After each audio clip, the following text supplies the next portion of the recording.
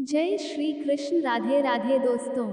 माता पार्वती ने भगवान शिव से एक प्रश्न पूछा, स्त्रियां जल्दी विधवा क्यों हो जाती है। भगवान शिव ने क्या कहा, आइए जानते हैं। नमस्कार दोस्तों, बातें ज्ञान की YouTube चैनल में आपका स्वागत है। इस चैनल के द्वारा भक्ति, ईश्वर कथा, पौराणिक कथाएं, प्रेरक कहानियां और ज्ञानवर्धक कहानियों का विशेष संकलन आपको मिलेगा और आप ऐसे ही ज्ञानवर्धक वीडियो देख पाएंगे। कृपया चैनल को सब्सक्राइब करें, वीडियो को शेयर करें और अपना बहुमूल्य साथ बनाए रखें। धन्यवाद दोस्तों। माता पार्वती ने शिव जी से एक प्रश्न पूछते पूछते कामों में लग गई। जब ये देखकर भगवान शिव ने मन ही मन मुस्कुरा रहे थे, तभी अचानक माता पार्वती की नजर शिव शंकर जी पर पड़े। वो तो आंख बंद करके मन ही मन मुस्कुरा रहे थे। तब माता पास में जाकर बोले, स्वामी आप हंस क्यों रहे हैं। भगवान भोलेनाथ जी ने कहा, आप हमसे कुछ पूछ रहे थे, लेकिन आप इतने कामों में व्यस्त हो गई कि उत्तर जानना भी नहीं जरूरी समझा। हर पत्नी को अपने पति का कहना या कुछ कहे तो ध्यान से सुनना चाहिए। फिर क्या हुआ, माता पार्वती के कान खड़े हो गए और जिद करने लगे और बार बार पूछने लगे। तब माता पार्वती जी के पूछने पर भगवान शिव कहते हैं, सुनो, कम उम्र में स्त्रियां विधवा क्यों हो जाती है। जो पत्नी अपने पति से ठीक संबंध नहीं रखती, कहने को तो पति पत्नी का रोल करती है, लेकिन पराये मर्द से ताल्लुक रखती है, दूसरे पुरुष के संपर्क में रखती है, वो स्त्रियां विधवा हो चुकी होती है उसी क्षण जिस समय अपनी पति को धोखा देती है। रात को सोते समय श्रृंगार करती है और अपना घर छोड़कर, अपने पति को छोड़कर दूसरे घर चली जाती है। गप्पे हाँकने वो स्त्रियां विधवा हो जाती है। अपने पति से ठीक से बातें नहीं करना, बात बात पे झगड़ा करना, चिल्लाना, आपस में प्रेम से नहीं बोलना, ये स्त्रियां के भाग्य में वृद्धि नहीं होती है। प्रेम, आस्था, विश्वास, ऐसे स्त्रियां जल्दी विधवा हो जाती है।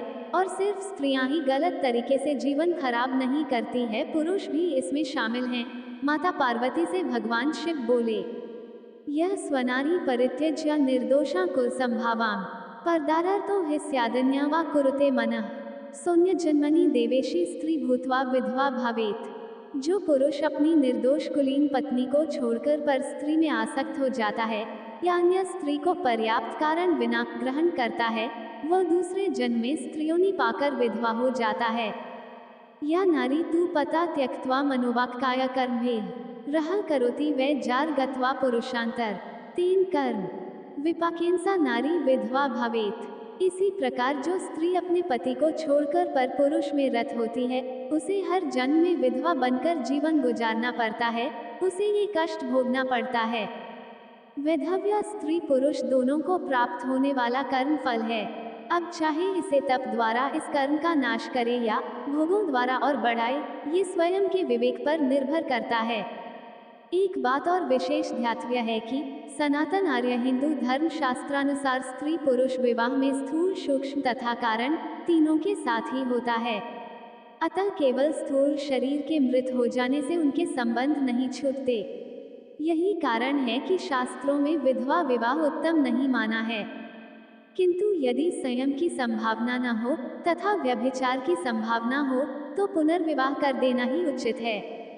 भारतीय समाज में विवाह केवल स्थूल शरीर संबंध नहीं है, बल्कि सहज उच्छृंखल वृत्तियों के नियंत्रण हेतु एक धार्मिक व्यवस्था है, जिसके द्वारा दंपति अपने भाव, ऊर्जा, मर्यादा आदि समस्त भावों को केंद्रित करके लोक विजय करके परलोक को भी सहज ही प्राप्त कर लेते हैं। ये बात अलग है कि जीवन का उद्देश्य केवल पाश्विक भोग ही समझने वाले इन बातों को कभी भी नहीं समझते। जो फल अनेकों बड़े बड़े धर्मों के अनुष्ठान से भी प्राप्त नहीं होते, वे सभी मात्र संयम और सदाचार से वह स्त्री प्राप्त कर लेती है। विधवा शब्द कोई गाली या अपमानजनक नहीं है। शास्त्रों में उस माता को पूर्ण आदर सम्मान देने की आज्ञा दी गई है। वह चाहे पितृगृह में या पतिगृह में रहे, उसका समुचित पालन पोषण करना चाहिए। आवृद्ध बाल सभी उसके प्रति मातृवत पूज्य भाव रखें, कभी लेश मात्र भी तिरस्कार न करें, ऐसी आज्ञा भी ऋषियों ने दी है।